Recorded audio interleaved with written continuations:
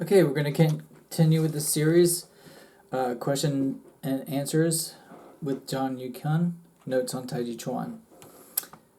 And the beginning talks about how the author met Jiang Yukun in Beijing, but I'm just going to go into some things he said towards the end of that story.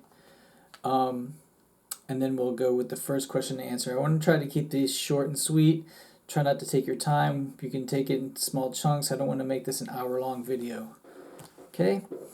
So one of the things when he first met him, because he had not done Tai Chi Chuan before, Jiang told him, he said, just do it well. If you have any questions, please tell me. And so he talked about Mr.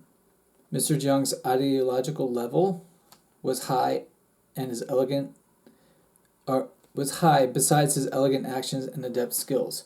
He was good at absorbing the essence of various schools and never criticized and rebuked other schools. More valuable, not only played boxing well, but he also tried to analyze the theory of fighting and the elements of health promotion of Tai Chi Chuan, reconciling them with modern science. As a result, his explanation was both deeply scientific and easily understood. He was both kind and good at teaching.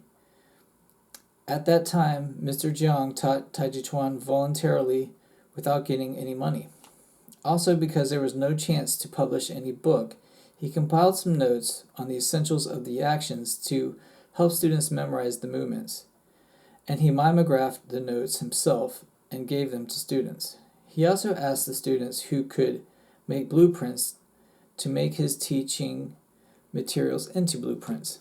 Therefore, he enjoyed very high regard among the students. Unfortunately, when the opportunity to revive the prospects of Wushu was coming, he passed away.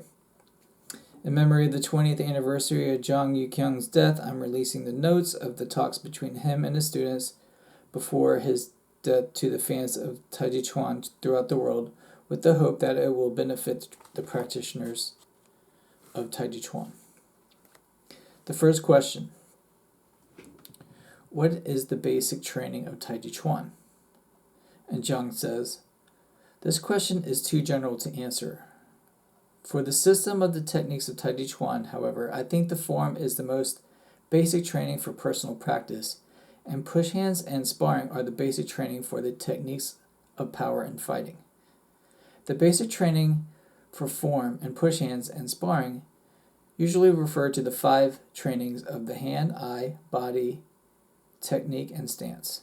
For example, the hand should be agile, the eye should be full of spirit and energy, and the figure should be like dancing slightly. The form should be correct, and the footwork should be stable and forceful. In the Proverbs of Wushu, there is a saying, if the hands and feet do not reach the designated position, the practitioner will bring trouble and vexation on himself. Lowered head and bent waist show that one's skill is not high. This saying points out to the importance of the 5 basic trainings. Also, there is a saying, to walk as wind, to stand as a nail inserted into wood, to jump up as an ape, to drop down like an eagle.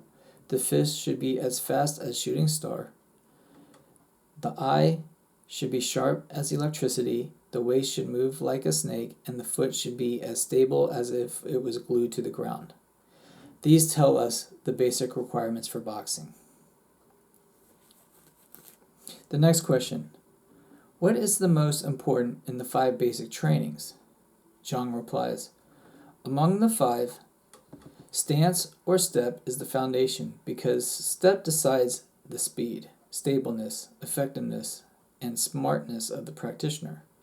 Therefore, there is a saying, if one does not do preparatory exercises for the legs, one would be a sad sack, regardless of whether he is old or young. Thus, any practitioner, whether he is a veteran or beginner, should do preparatory exercises, pressing the legs to stretch the tendons, bending the waist to make the joints smooth, walk a while to help the legs, so as to fulfill the requirements of Ji, Qi, Feng, and Bo.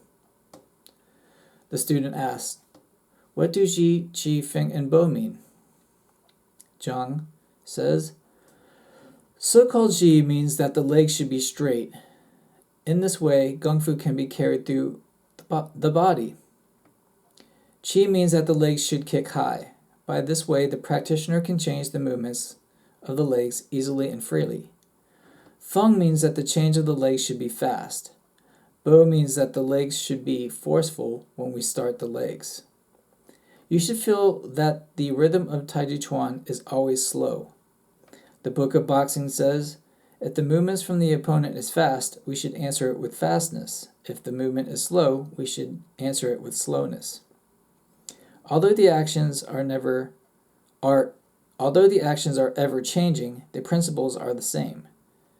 Not only the leg techniques in Tai Chi Chuan, but also all the actions in other kinds of boxing."